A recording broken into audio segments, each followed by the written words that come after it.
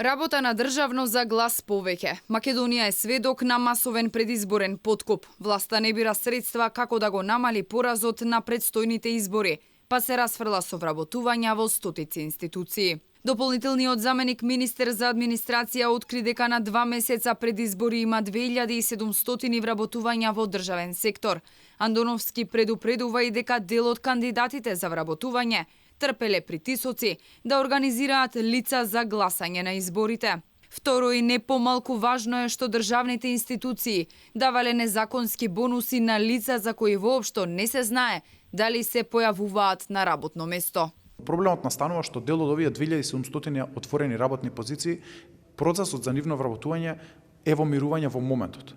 И луѓето кои што потенцијално би требало да се вработат од таа листа на определено време што биле ангажирани, се под неверојатен притисок да донесат гласач плюс, да донесат телефонски број плюс.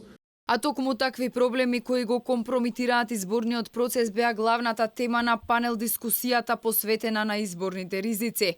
Уште на почеток на процесот, антикорупцијска има отворено веќе 20 предмети во врска со изборни нерегуларности.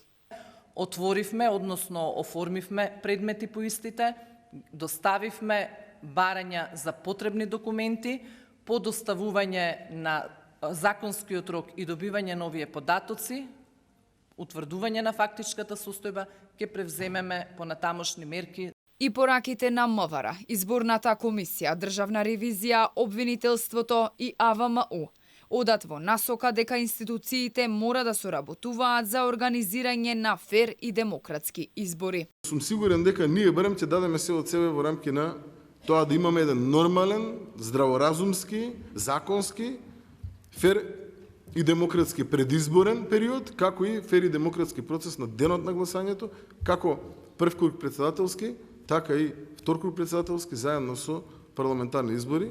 Најголеми предизвици според нив се изборниот подкуп, заплашувањата, влијание од различни центри на моќ, но исто така и нерегуларности во финансирањето на политичките партии, нивното рекламирање и отчетноста. Сите овие појави може да бидат закана за кредибилитетот на изборните процеси.